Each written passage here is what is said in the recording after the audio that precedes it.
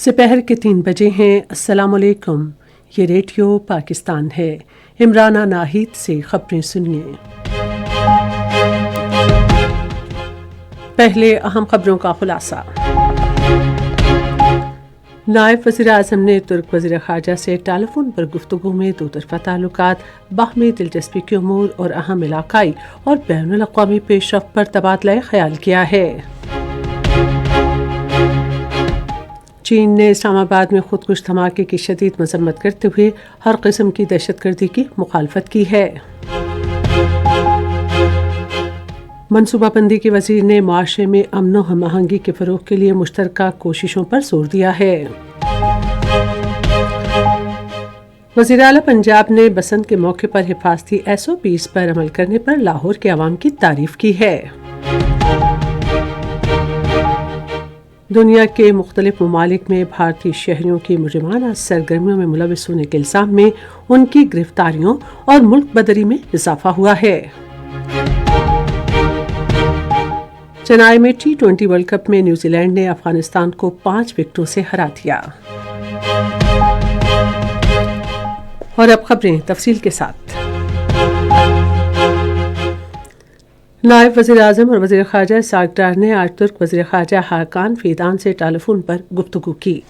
तुर्क वज़ीर ख़ारजा ने इस्लामाबाद में बम धमाके में कीमती जानों के अलमनाक नुकसान पर सदर रजब तैयब एर्दोग़ान और बिरादर तुर्क अवाम की जानिब से दिली ताज़ियत का इज़हार किया। इस्हाक़ डार ने यकजहती पर तुर्क क़यादत का शुक्रिया अदा किया और दहशतगर्दी से निमटने और अपने शहरियों के तहफ़्फ़ुज़ के लिए पाकिस्तान के गैर मुतसलसल अज़्म का इआदा किया।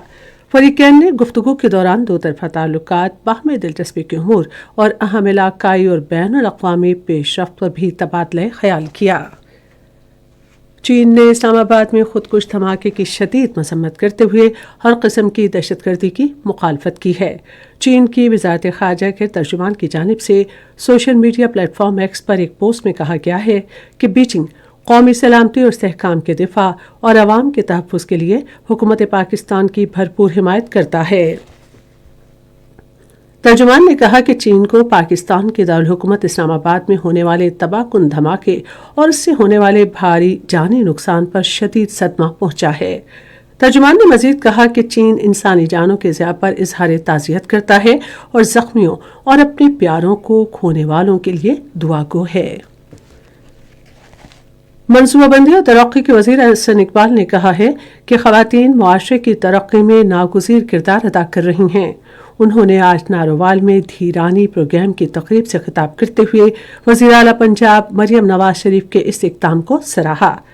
एहसन इकबाल ने कहा कि प्रोग्राम वालिदैन को अपनी बेटियों की जिम्मेदारियां पूरी करने में मदद देता है।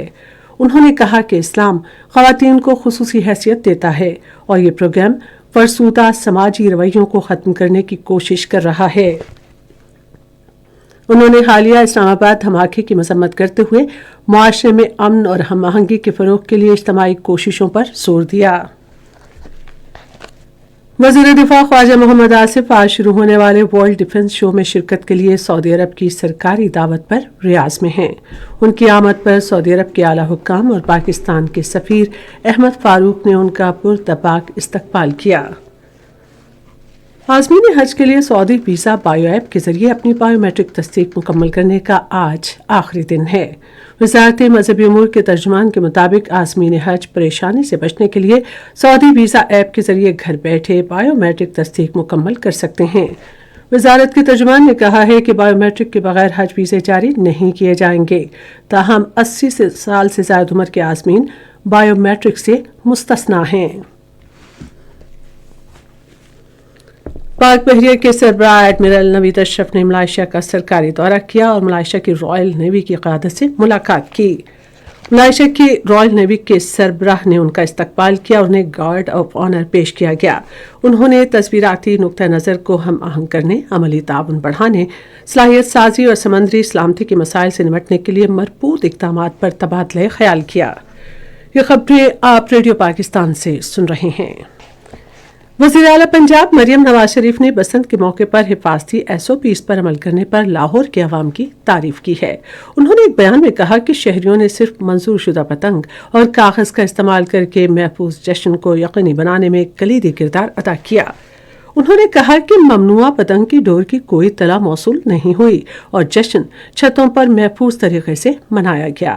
مریم نواز نے کہا کہ قبل از وقت حفاظتی اقدامات کے بہتر نتائج برآمد ہوئے اور محفوظ بسنت اقدام کو دوسرے شہروں تک بڑھایا جائے گا۔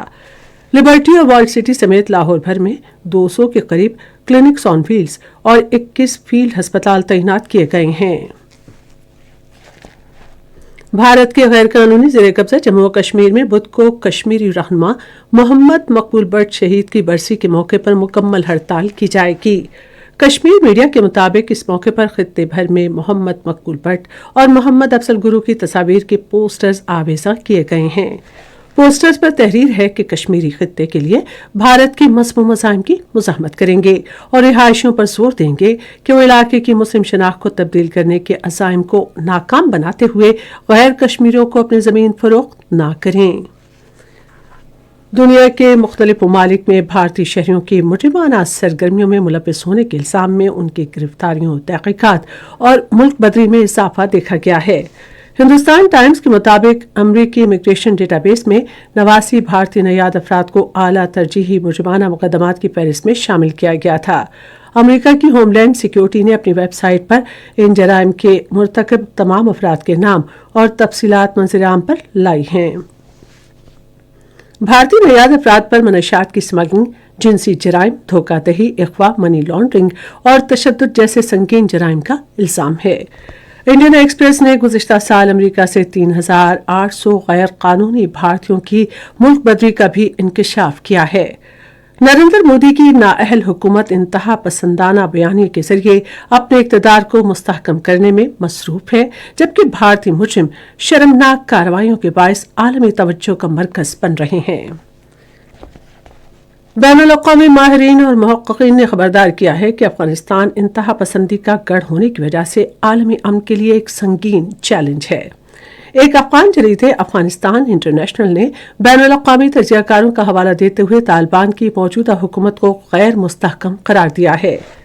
جریدے کے مطابق طالبان حکومت پورے خطے میں عدم استحکام اور دہشت گردی کے پھیلاؤ کا باعث بن سکتی ہے۔ ایک سینئر روسی تجزیہ کار کا کہنا ہے کہ طالبان کی پالیسیاں غیر پائیدار طرز حکمرانی اور عوامی بے چینی کی عکاسی کرتی ہیں۔ روسی محقق آندری سونینکو کے مطابق طالبان بنیادی طور پر تبدیل نہیں ہوئے، بلکہ وہ پہلے سے زیادہ ناقابل اعتماد ہو گئے ہیں۔ سینٹر فار کنٹمپریری ایرانی اسٹڈیز کے ڈائریکٹر رجب سفروف کا کہنا ہے کہ طالبان کا خراب سیاسی طرز عمل زیادہ دیر تک اقتدار برقرار نہیں رکھ سکے گا۔ تھائی لینڈ میں نئی پارلیمنٹ کے انتخاب کے لیے ووٹنگ جاری ہے۔ انتخابات میں اصلاح پسند پیپلز پارٹی اور شناوترا خاندان کی حمایت یافتہ فیو تھائی مد مقابل ہیں۔ ریڈیو پاکستان قومی نشریاتی رابطے پر آج دوپہر 4:30 پر اپنی ہفتہ وار سیریز راستہ خوشحالی کے تحت توانائی کے جاری منصوبے کے عنوان سے خصوصی پروگرام نشر کرے گا۔ اور اب کرکٹ۔ آج چنائی میں T20 world cup cricket tournament کے ایک میچ میں نیوزی لینڈ نے افغانستان کو 5 وکٹوں سے ہرا دیا۔ اور اب موسم۔ محکمہ موسمیات کی پیشگوئی کے مطابق آئندہ 12 گھنٹے کے دوران ملک کے بیشتر علاقوں میں موسم زیادہ تر سرد اور خشک رہنے کا امکان ہے، تاہم شمالی و مغربی بلوچستان میں بعض مقامات پر مطلع جزوی طور پر مکمل ابر آلود رہنے، بوندا باندی ہونے اور ہلکی برفباری کی توقع ہے۔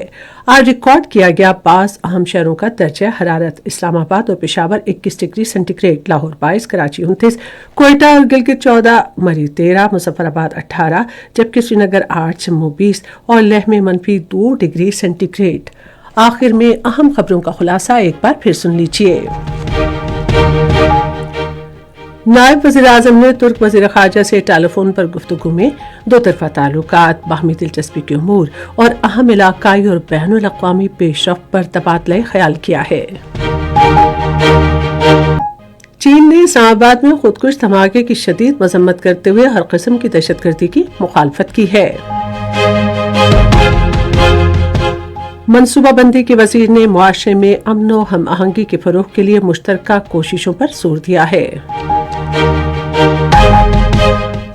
وزیر اعلیٰ پنجاب نے بسنت کے موقع پر حفاظتی SOPs پر عمل کرنے پر لاہور کے عوام کی تعریف کی ہے۔ اور چنائی میں T20 ورلڈ کپ میں نیوزی لینڈ نے افغانستان کو 5 وکٹوں سے ہرا دیا۔ اس کے ساتھ ہی خبریں ختم ہوئیں۔ مزید خبروں اور تجزیوں کے لیے ہماری ویب سائٹ ہے radio.gov.pk اور فیس بک کے link radio Pakistan news official پر براہ راست ویڈیو سٹریمنگ بھی ملاحظہ کیجیے۔